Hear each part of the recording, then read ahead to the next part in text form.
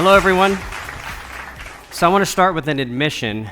I am not a Pittsburgher, but I am a Mossberger. So hopefully close cousins, right?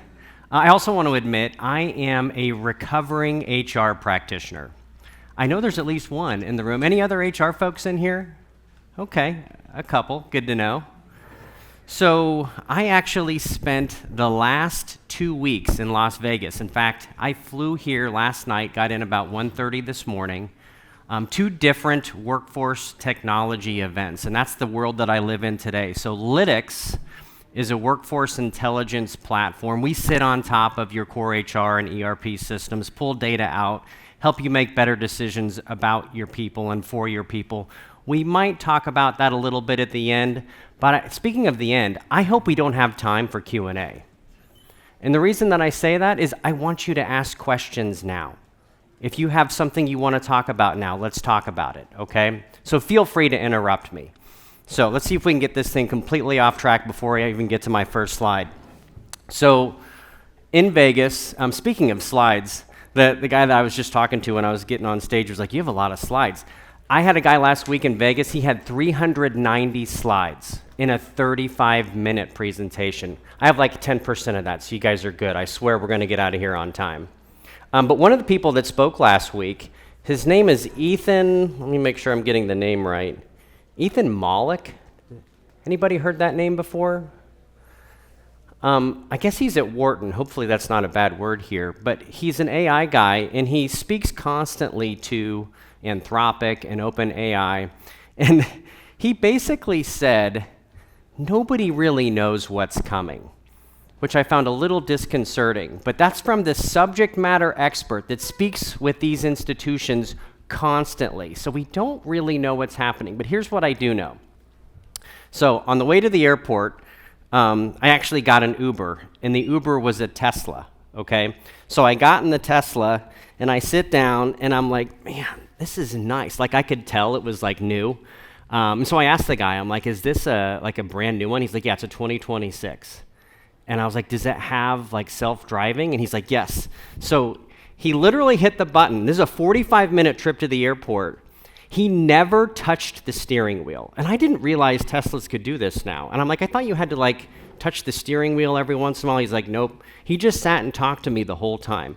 But here's where it gets interesting.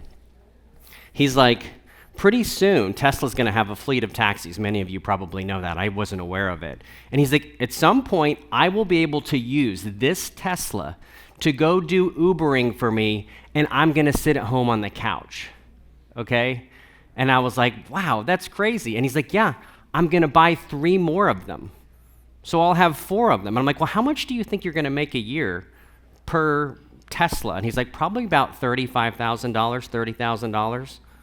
So do the math, right? That's like what, I'm a psychology major, I don't do math. That's like what, like 140 grand? So by not doing anything. So it just totally blew my mind. Some of you may be rethinking your retirement right now, that's smart. So, but it got me thinking also about Teslas in general, and I'm going back all the way to Henry Ford. We all know the old adage of what Henry Ford said about his customers, right? Like if I'd given them what they wanted, I would have given them faster horses. I want you to think about that in terms of how we're approaching AI today. So for a long time, we've been focusing technology on making drivers better in the car, safer, more bells and whistles, more things for them.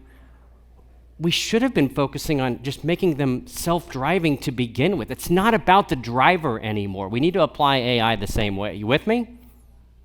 Okay. All right. So I'm going to start with this fundamental precept that's going to color everything else that we talk about this afternoon. And that's this idea that the more that we embrace technology, the more we embrace AI, the more human work will become. And I think you've heard some stories about that today. If we can take the administrative, transactional, manual things that most people don't want to do, it's going to have a positive impact. This is actually my agenda slide for this talk. Which unfortunately gives you some insight into how my brain works. It's not linear. We're going to start in the middle. We're going to talk about a couple of different elements around workforce shortages, things like that. We're going to talk about technology, where it's going to lead us, new norms, and we're going to rethink everything. But let's start with the big picture environment. So first of all, of course, there's a lot of uncertainty. You've maybe heard the term VUCA environment before. It's actually an old military term. Volatility, uncertainty, complexity, and ambiguity. If that's not a good description of the world we live in, I don't know what is. We're also seeing significant demographic shifts, right? So there's us old folks eventually are going to want to retire. Labor shortages. You know why we're having labor shortages? Because the next generation isn't having enough babies. So that's a problem, and you've heard people talk about that. I also want to bring up this statistic here. Obviously, we've got to talk a lot about generative AI in particular. At this point, 78% of organizations are using it in one shape or another. So we're seeing actual adoption. So I want to give you some fun predictions. So the CEO of Anthropic, I don't know if you can read that. AI could eliminate 50% of entry-level white-collar jobs within the next 1 to 5 years. He's really hedging his bets, isn't he? So let's go to somebody who always makes accurate and realistic predictions, Elon Musk. So his prediction is within 10 to 20 years, the next decade or two, AI and robotics will perform almost all labor, turning work into a hobby rather than a necessity. And again, he's always accurate. So maybe we'll come to somebody a little bit more grounded. I don't know if you've heard of this person, Colette. She's the Copilot GM. So she's the one responsible for a lot of the work that you do with Copilot today. And I really like the way that she worded this. She says 70% of skills used by today's workforce will be completely changed by 2030. I really appreciate the terminology that she's using there. She didn't say they'd be eliminated or the jobs were going away. She said these skills, 70% of them would be changed. You know what the half-life of a skill is today? You know what it used to be? Generally speaking, any kind of education credential that you obtained over time would usually last about a decade. Now it's less than 2 years. And in fact, I think it's going to keep going down. Let me ask you a question. How many of you feel like you are behind in terms of AI? Okay, we've got some honest people and then some other folks that decided not to vote. But I mean, every day you wake up and you find there's something new that came out that I had no idea existed. So it's hard to understand how to stay ahead of it. And then what's going to happen? So this whole idea of entry-level jobs going away, I want to kind of unpack that for a second and get your point of view on this. So this is what most organizations look like today. It's a traditional pyramid, right? You got a bunch of entry-level folks at the bottom, some mid-level managers, and then a few executives at the top. And this is what the media is saying right now, is that all the entry-level jobs are going away because AI is going to take them. I don't know about you, I have 2 daughters that are 22 and the other one's about to turn 21 on April Fool's Day. And I would not want to trade places with them. I don't know that this is going to happen, but this has the potential to happen. Here's what I kind of think, though, and again, this is where I'd be interested in your point of view. What we could see is, notice there are fewer people at the bottom there, but there are still quite a few, but there are very few mid-level managers. So, I mean, think about that. What does a manager do in many respects? They ensure compliance and policy adherence. They make sure you clocked in and out and you're adherent with your schedule requirements and that you took that sexual harassment training course and all of these things. Technology could do all of that. Do we really need those folks? So I have a question for you all. And it's funny, too, because I did a talk, I guess it was 2018, and it was funny because PwC had predicted in 2018 that year, over 50% of the population would be supervised by a robo-boss. That obviously didn't come to fruition. It's amazing how PwC and those firms can get away with those predictions and nobody holds their feet to the fire. But I just did. I just told you about it. So let me ask this question. What do you think? Do you think we're going to see more instances where AI is managing people, or we are going to be managing AI? And that is not a rhetorical question. I'm curious to hear your point of view.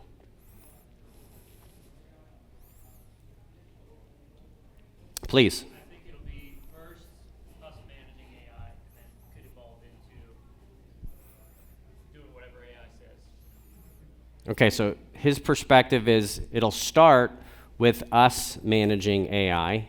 Any alternative perspectives right here up front?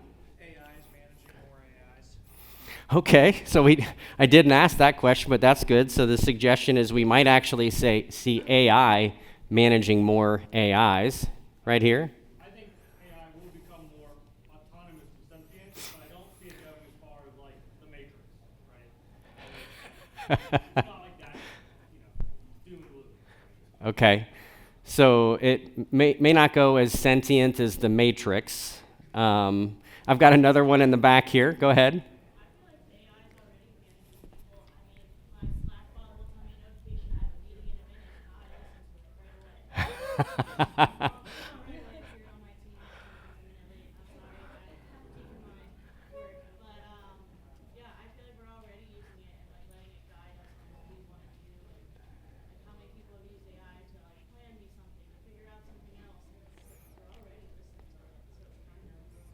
That's right, and it's usually proactively nudging you to do something, isn't it?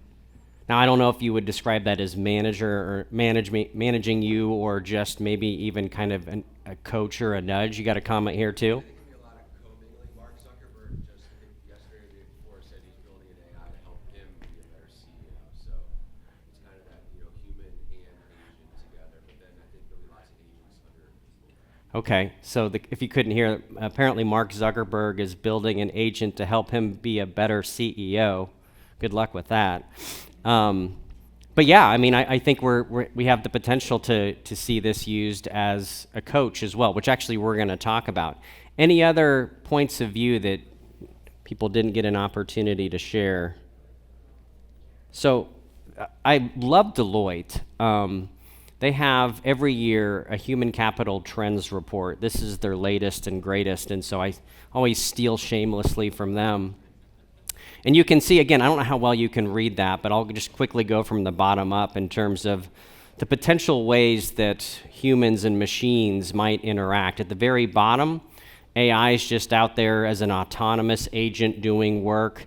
And then it moves up a level. It says here AI is a doppelganger. Have you all heard the term digital twin recently? So there's a lot of folks talking about that. Like, how do you take all of my institutional knowledge and all of my intellectual capital and put it in my digital twin, and then let that twin run?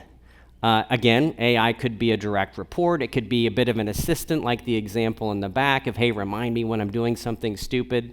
It could be a collaborator and a thought partner. It could be a coach, like Mr. Zuckerberg. Or at some point, it could be our boss.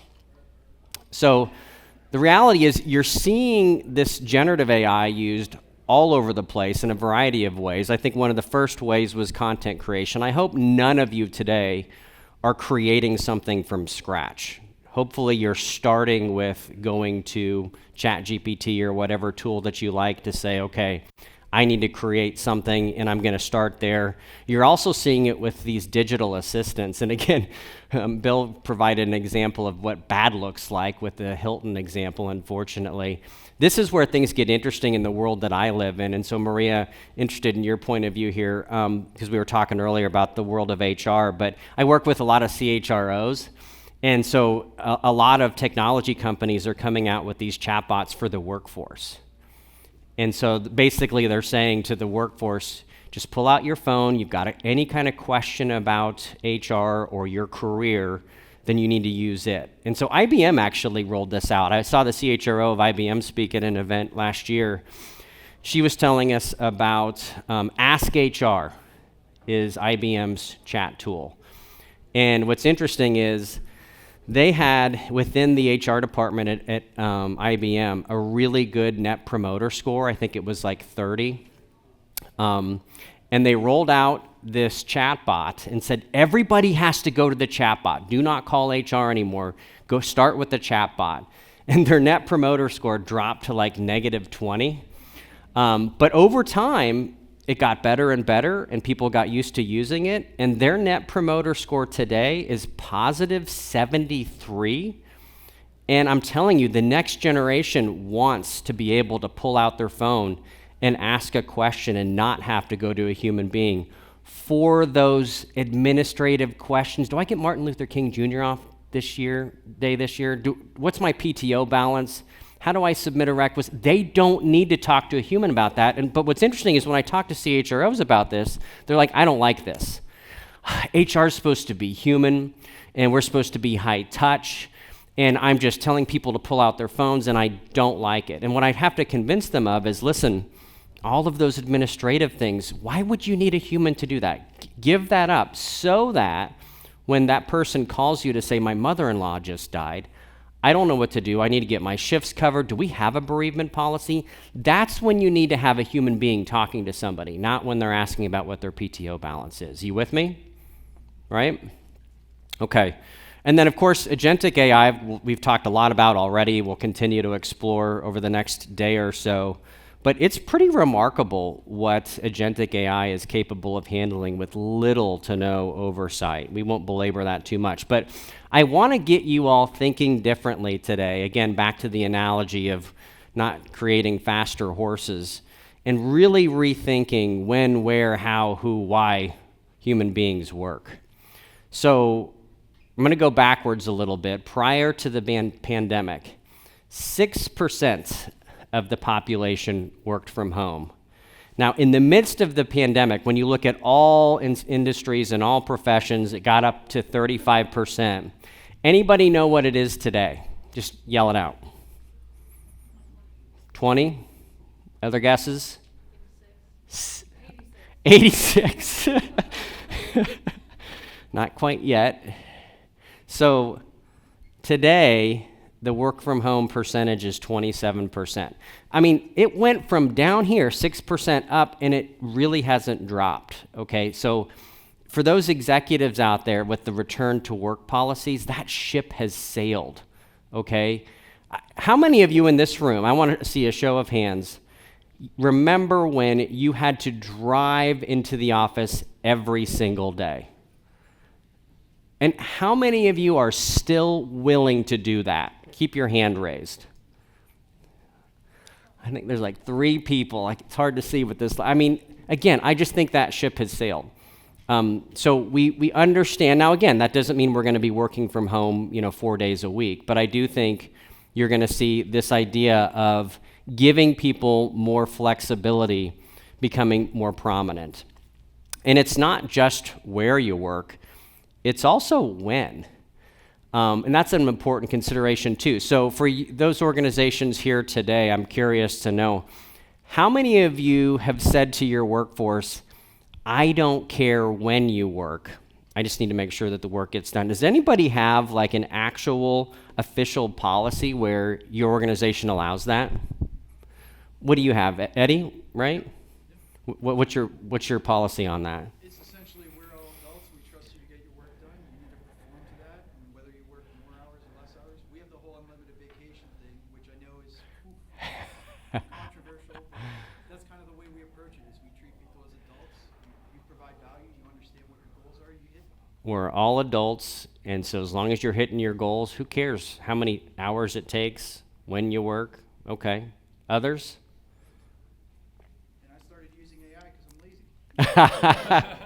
Eddie started using AI because he's lazy. Anybody else have any formal or informal policies that track that? You, sir? Yeah, we just make sure they hit their utilization. Doesn't matter. As long as you hit your utilization, doesn't matter how. Okay, I like that. I think you're going to see a lot more of this concept of asynchronous work. So why do you care if I work from Pittsburgh or Portugal? If I'm getting my work done? Why does it matter if I'm doing my work from midnight till 4 in the morning? Why does it matter if it took me 15 minutes to do something that took my coworker 12 hours? I got my work done. How I did it shouldn't matter. So this is a really central tenet of what people want from work, and we're going to talk more about that here in a minute. But flexibility, I just ruined the question I was going to ask.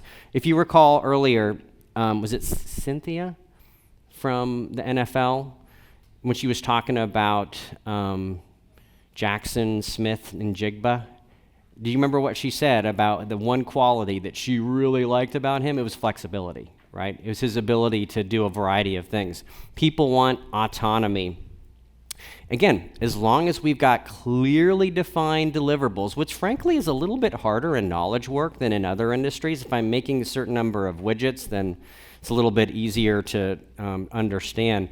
But one thing that this does do, and I know that the DEI thing is a whole mess right now, but you still get great diversity in terms of if you can have people all over the planet working for your organization at all hours of the day, you are going to get a wide variety of different points of view and perspectives into your organization. It is a very good thing.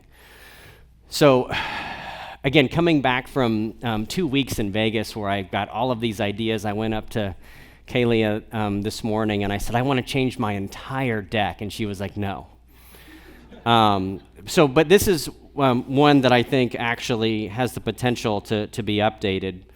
I call it digital literacy. There was a study done by the National Skills Coalition, and they actually evaluated like thousands and thousands of job descriptions to find out which jobs actually need digital literacy, and the answer was 92%.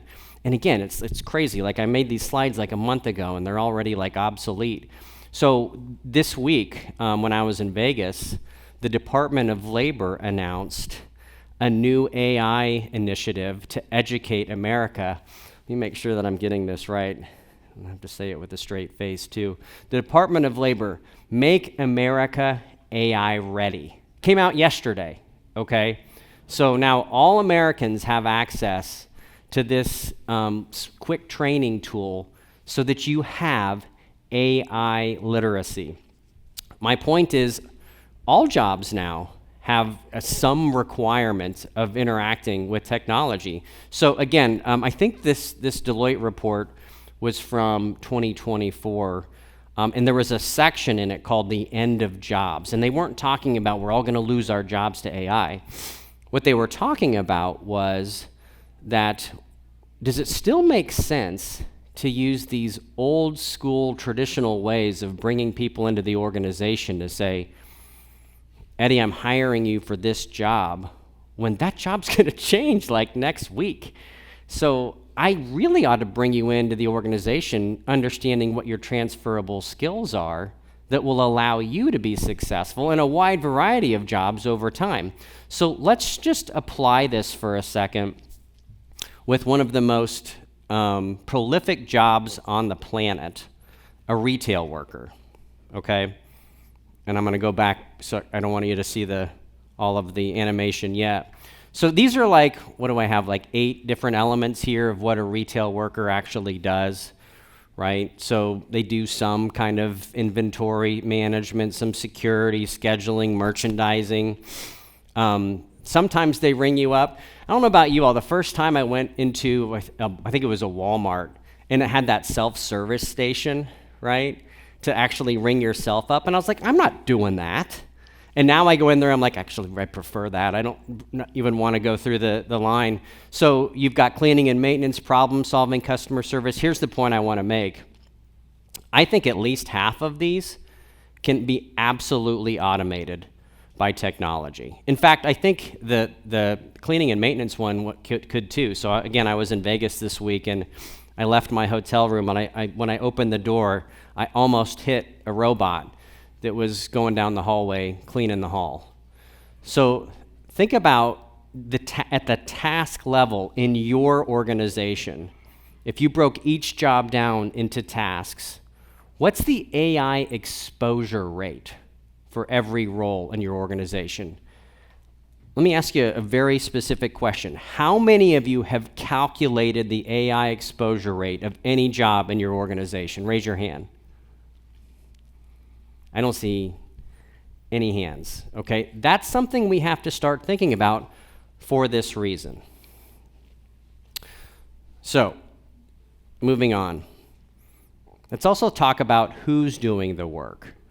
So we had a conversation earlier today about build or buy. You can apply that same kind of logic to the talent space, which we'll do here in a minute.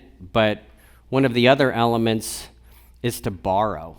So how do you potentially leverage an entire ecosystem of people?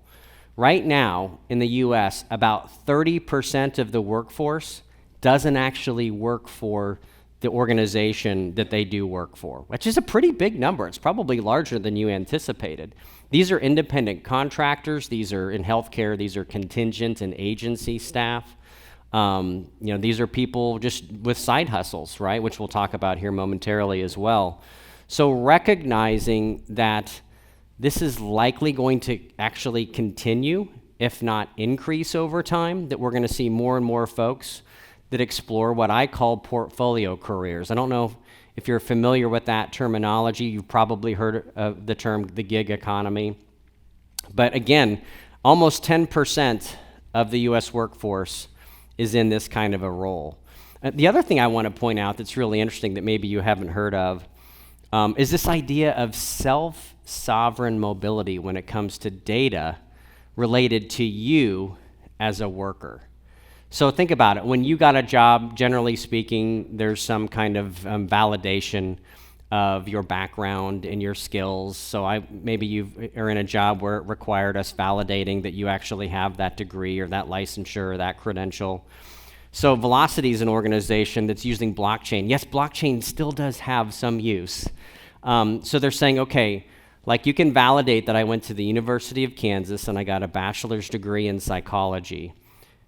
And you can do that one time, and then it goes into the blockchain, so it's supposedly safe and secure, and it follows me wherever I go. Why would I ever have to have somebody validate that again? It comes with me. So again, if you think about in the future, if we are going to be moving around quite a bit more than we are today, does it make sense to have self-sovereign, career-related data move with us? Okay? And then this is one of the things I want to unpack for a minute and get your collective point of view on. It's the idea of an internal side hustle. And in fact, somebody said something earlier, and I wrote it down, and I want to say it. It was Ryan. He said, when he was talking about people in his organization, and I think what he was saying was, these are people that maybe are on the tail end of their career, so they're getting ready to leave. He said, what have you always wanted to try here that you never had time to do?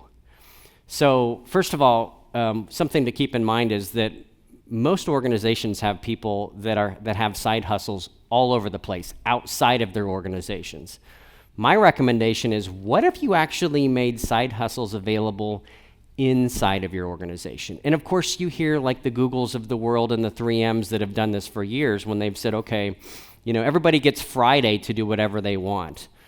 But my suggestion to you is, why not actually formalize that and say, hey, do you want to join a different department, to join a different project or anything that you're curious about, and give them not only the permission, but actually set the expectation that you want them to do that? Does anybody do something like that today in your organization? What do you guys do? So if you won or you got picked, and would be across the whole company. If you got picked, they'd give you $1 million budget to go work on your project. Okay, so for those folks that probably couldn't hear that, so he does an internal Shark Tank, or in the UK, I think it's Dragon's Den. And so apparently, if you win that, you get $1 million budget. But I love that.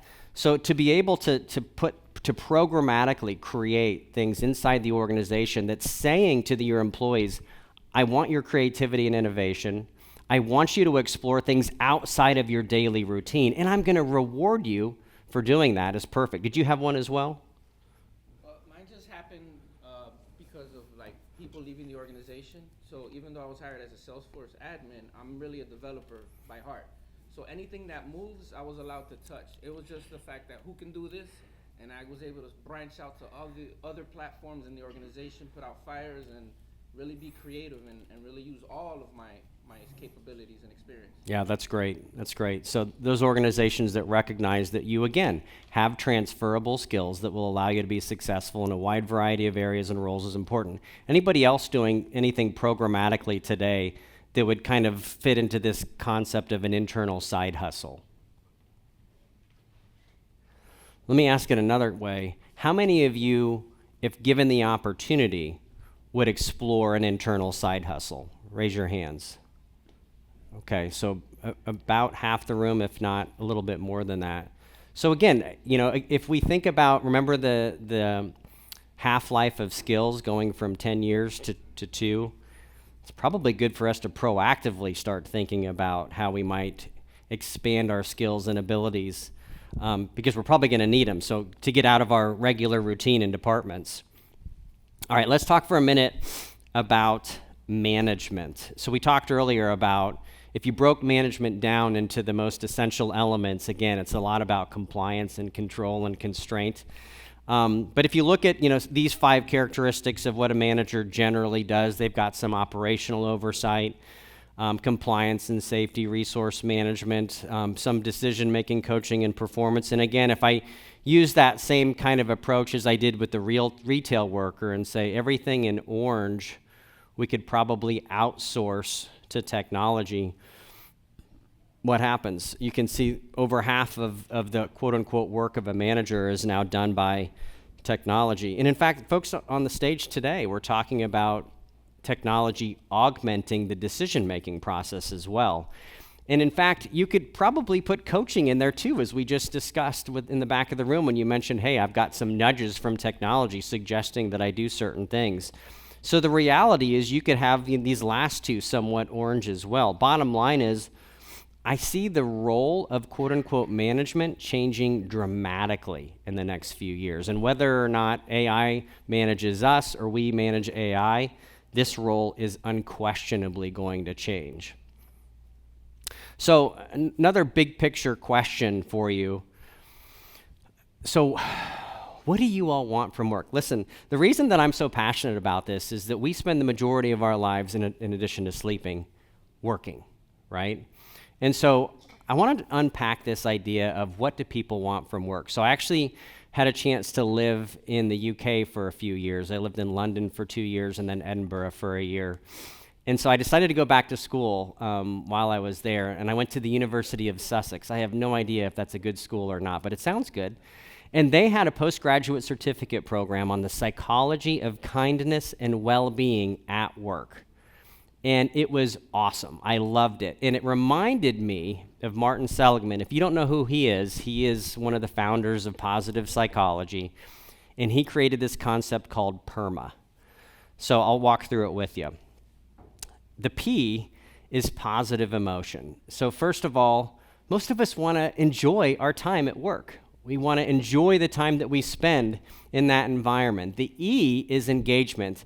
And if you haven't experienced engagement at work, I feel sorry for you. Everybody should experience it. That is when you are, it's also called flow. When you're so into something and you're sitting there working on something and then like 3 hours pass and you're like, oh my gosh, I totally forgot to eat lunch. Has anybody experienced that? Okay, good. I'm so glad to see some hands raised. So that's like, you want to have that kind of engagement at work. The R is relationships. This was talked about a lot last week in Vegas. Do you know what percentage of the world is lonely? It's really sad. In fact, the person that spoke mentioned that it's actually the number 1 cause of health issues, is mental health associated with loneliness. And it's funny, I saw this actually change quite a bit. Those HR folks in the room, I'm curious to hear your point of view too, as a result of the pandemic. Because prior to the pandemic, there was this separation of your work life and your personal life, and nary the two shall meet. And then the pandemic required us to like be on Zoom calls, and then you're like, you get on a Zoom with your colleague and a cat runs by and you're like, no way, I had no idea you were a cat person. And all of a sudden I realized you're actually a human being, not just my coworker. And I feel like that line between personal and professional kind of blurred a little bit. And so now we have the permission to recognize that having authentic, genuine relationships with human beings at work is totally okay. And people actually want that. Really important. And then the M is for meaning. And so the next generations, I try not to make too many generalizations about the generations, even though I'm old and it is fun to sometimes do that. But the next generation gets a hard time about a lot of stuff. This is one where they are killing it. You know what? They will give up money and titles and big things to have work that's purposeful and meaningful. And I love that about them. And then A is accomplishment. So all of us want to be good at what we do, right? I mean, who wants to go to work and be like, I'm terrible at this? So accomplishment is another, or you could say achievement is another one. Is this relatable to you all? Or is there anything on here that you're like, that's not true? So I don't know if you've read the book, Richard Branson's book. What is it called? Is it Like a Virgin? Or whatever it's called. You know who he is, Richard Branson, right? The guy that started Virgin Everything. One of his basic precepts is to delight and surprise his customers whenever he can. So I'm doing that for you right now. I'm adding an extra A to PERMA. So, and this is just my personal addition, and it looks like the PowerPoint got a little bit messed up, but that's okay. You get the point. A is for agency, and this is one of the most crucial elements. We kind of touched on it a little bit earlier. Does everybody know what agency is? It's basically choice. It's basically saying, I want to be able to choose what time I work, when I work, where I work. So agency is arguably one of the most critical elements of the next generation, to be able to say, this makes me happy at work. Is there anything missing from this list that you would say, hey, this is really important for me personally that's not on it? Yes, sir. Challenge. Ooh.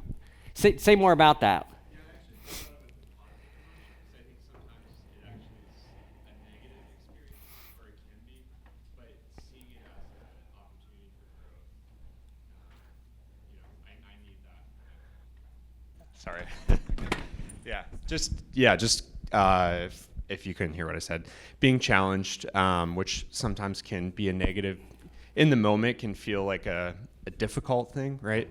But is where a lot of growth lies. Yeah, there's actually been studies about that, and that's a great one, thank you. And if you make something too challenging, people don't like it, right? So if it's something that they spend a lot of time on and they're not getting it, they get frustrated. If you make it too easy, they're like, I'm bored. So there's a sweet spot there that has to be hit, but that is a great one. Any others? PERM is pretty good. It captures a lot. Okay. So I want to talk about some new norms for you to start thinking about and embracing in the world of work. The 4-day week. Who's heard of this? Okay. Let me ask another question. Who here is willing to be a guinea pig to try out the 4-day week? Yeah, the majority of us. So I want to be clear about something, though. The 4-day week is not packing everything into 4 days and still working 40, 50 hours. The 4-day week is actually meant to be 8 hours a day, so it's 32 hours a week. And so there are tons. So Work Time Revolution is one of the organizations that does this. I seriously think this has legs. They have been doing pilots across the planet with lots of different organizations. And what they've found is that generally speaking, productivity either stays the same or in some cases it goes up, even though people are working considerably less hours. Now, it is a totally different mindset when you're working if you're trying to make this happen. But, I mean, let me ask you a question. What would you do with that extra day? Just go ahead and yell it out. What would you do with an extra day during the week? Trout fishing. Trout fishing, okay. Exercise, okay. Learn more AI. That's probably the answer. What else? Schedule appointments for stuff that's closed on the weekends. Yeah, that's good. Schedule appointments for stuff that's closed on the weekends. What else?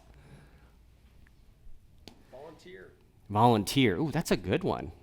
Well said. Decompression. Yes, absolutely. Family. Okay. You know, it's funny. Back to Henry Ford, when He was one of the pioneers. And remember, that was 100 years ago that Henry Ford basically created the 5-day week. Okay, and he didn't create it, but he was one of the first to really institute it, right? So most folks at that point were working like 6 days a week, okay? And what he realized is I'm burning these people out. And so they're not very productive or efficient when they're here at my facility. But the other reason that he wanted to limit their amount of time at work is he wanted them to buy his cars and drive them around on the weekend, okay? So like, that's the other thing we can do. We can be better consumers. I'm sure my wife would say, I will shop during that day. Not that she needs the extra day to do that with Amazon, but I really think seriously that this has legs. And yes, there are certain industries that you're like, that's going to be really hard to accomplish, and that there's complexity. And yes, you have to have overlap and shift coverages and all of that. But you know what's funny? Jamie Dimon, so he's JP Morgan Chase CEO, right? He's one of those people that's pushing the return to office, so I really don't actually have a lot in common with that guy. However, he has suggested that he thinks people will eventually work 3 days a week. You know what Bill Gates has said recently? I think we're going to work 2 days a week. So this looks tame now all of a sudden, doesn't it? 4 days, please, I would hope so. But I really do. I've been a proponent for this for years, and I think it's going to come to fruition. Now how many people have read this book, The 100-Year Life? Okay, nobody. Okay, so this is a fantastic book. I highly recommend you pick it up, and I don't normally make these kinds of recommendations. So let me tell you what it's about. So generally speaking in life, there are 3 stages: education, work, and retirement. Some of us old folks are starting to think about that 3rd stage, okay? young folks too. I love it. Okay, so the basic premise is this. I may not live to be 100. I might get close, but my daughters will. I mean, shoot, the next generation doesn't drink, they don't smoke, they exercise, they have like access to wonderful medicine. They'll live to be 100. So think about this. In the context of AI that we've been talking about, in the half-life of skills, if you're going to live to 100, does education make sense just in this one little section of the starting of your life, and that's it? So these 3 stages are probably going to have to be repeated, right? Multiple times. We might need some new stages. We might need to resequence them. So everybody knows what a gap year is, right? So when people get out of school and they're like, I'm going to take a year off. So I read this book, and I went to my wife and I said, I'm going to take a gap decade. I just turned 50, so I'm having my midlife crisis, to be fair. And I said, okay, we're going to spend the next 10 years traveling all over. We're going to go do whatever we want. But listen, I am then going to go back to work from 60 to 80 because we're going to live longer, so we're going to have to work more because we're going to need more money, right? And she was like, no. A lot like Kalia when I said, can I change all of my slides? So, but think about that, the idea is potentially for us to just work very differently. And in fact, there's another book that's out there called Retire Often. So again, think about that. This idea of retirement being at the very end of your life and you have to wait for it, does it still make sense? What are your thoughts on this? I'm curious to hear your point of view. Any of you, there's also the FIRE movement. Anybody heard of that? What's it stand for? Financial independence, retire early, right? That's it. So those are folks that are I'm going to just do crazy things to save money so that I can retire at 40 and do whatever I want. But I'm curious to hear your point of view on this. Is this something that you would try to evaluate for your own life? Yes, sir. I don't know about retirement, but the idea of sabbatical has a lot. Sabbatical, yeah. It's the idea of sabbatical, taking time off for dedicated refocus and resetting has a lot of appeal. Retirement early, I would get not interested. Yeah, totally agree. I've said that too. I think about what's going on in the world right now. I think I can ever retire. It's way too interested. Just sheer morbid curiosity. I want to know what's coming next. So I don't want to retire, but you know what I want? I want agency. Yeah. I want control. You had a thought as well, Eddie? For me, it's not fire for the retirement, it's financial independence agency. That's the part that I want, is I want the ability to do nothing. And even though I earlier just said I'm lazy, I would rephrase it as I like to work smart and not hard, and I would get bored and want to do something else. So Totally. I would figure out what that thing is. But it takes that gap year to really figure out what that passion is. Yeah. Anyone else? Yes. Right here. Thank you. To the point in the back, being 22 and already like yearning for my retirement, I think is a problem because I'm at the first job of my life, and I'm like, I ask my mom like almost every day, how the hell have you done this every day for 30 years and not questioned what else could be? I love it. And I refuse to like look back and be like, oh my God, I burned my, because I love my job. I'm very fulfilled by my job, but I do think that, like you said, agency. I want to be able to pick and choose when I do my job. But then again, just saying that seems like a fantasy, because it's like, wouldn't we all? Yeah. But if wouldn't we all, how could a system work where all of us can achieve that? I'm so curious. Can you tell us? Yeah. I don't have that answer at the moment, but according to Elon Musk, again, within the next decade or two, we'll just, we talked, Mark, about universal basic income. We'll all just get that and it won't matter, right? Maybe a little far-fetched, but anyone else? Yes, sir. You got a mic right there for you. Good.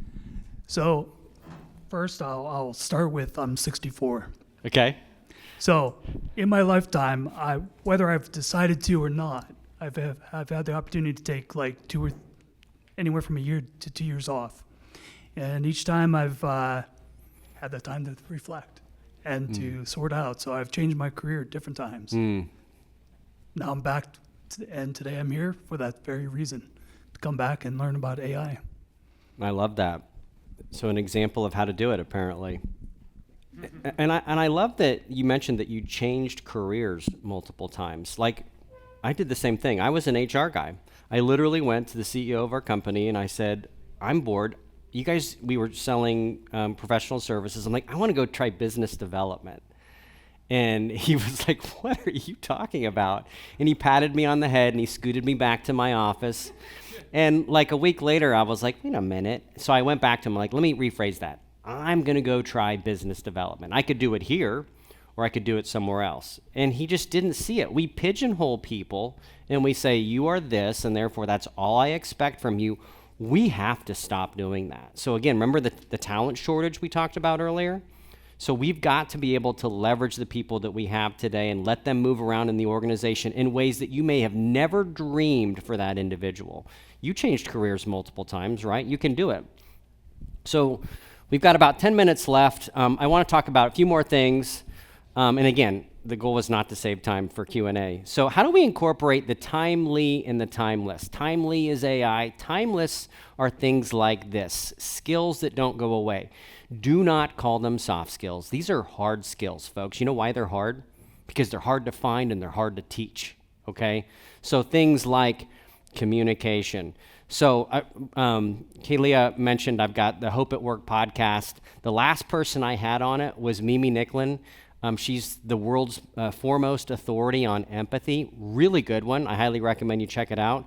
Emotional intelligence, I think it's one of the most critical capabilities that we have in the workforce today. And then what I'll call character qualities, having a growth mindset. I used to work for this organization for the last 11 years, and we had a behavioral assessment. We assessed 200 million people, okay? And so I talked to the industrial and organizational psychologist about, out of those 26 characteristics that you evaluated, could you pick one that's like the best predictor of whether or not somebody's going to be high performing? And you know what it was? Humility. And the reason was humble people are like, I don't know it all. I have a lot to learn. I'm curious. I'm a lifelong learner. And the other one in here that's buried in there that I want to highlight is authenticity. It drives me crazy when I see inauthentic people at work. So I think that's another one. And then there's practical skills. We've heard about this today. We heard about critical thinking and problem solving and having analytical skills. And then I think, I tell my daughters this all the time, I think you should really take some risks and try to be creative. and be original and be innovative at work. These are skills that we've got to have. And then, of course, again, when you think about internal mobility, you think about reskilling and upskilling and cross-skilling. And so reskilling in your current role, upskilling, trying different things, cross-skilling, trying something that you've not done, and maybe doing it at the same time. So I'm going to have you keep doing your job over here, and then I want you to try this job over here. Willingness to do that's important. Again, back to Deloitte, that Human Capital Trends report, really good. I highly recommend. You can get it for free. Just grab it out on the internet. But orchestration, they talk about the different dimensions of work. But this is one I want to spend a minute on. Again, back to the build and buy comments that were made earlier. When you look at talent, you can build on the talent you have today, right? The folks that are already there. So how do you help them become something different? You can buy new talent. So you can go out and acquire them. You can go recruit them from another organization. You're always going to spend more money on those folks. Or you can borrow people from outside agencies, or you can bot. So you can just have an agent do it. Those are the 4 old school ones. But Deloitte's got these multipliers now. So how do you blend humans and machines? How do you unlock human potential by boosting their capability and allowing them to operate at the top of their potential? How do you bridge people to what they want to do and what they're capable of doing and what you need? And then how do you break away from the traditional ways of working? So literally, again, coming back to don't make drivers better, make self-driving cars. So really good stuff in that Deloitte report. And then again, for any HR folks, or you can go back to your HR department and say, hey, this is what Marcus said. So HR is moving away from operational stuff like reporting and making sure that processes are adhered to actually redesigning work, helping make better decisions. Governance is in both of these, admittedly, but using data to make those decisions. So I'm going to land here in a moment, but again, I think we should, in the HR department, start taking a lot more risks. HR has historically been like the most risk-averse department in the organization. We need to start working with IT. I don't know if you've heard of Moderna, the organization. So they announced recently that they're combining their IT and HR departments. Anybody hear that? The CEO's like, I don't care who does the work, if it's an agent or a human. You guys work together and figure this out, okay? I think you're going to see more and more of that.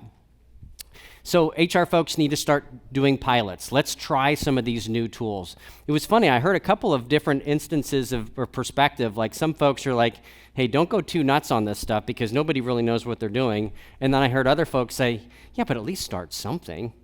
And I think that's, both are true and both are accurate, but I think we do need to start something.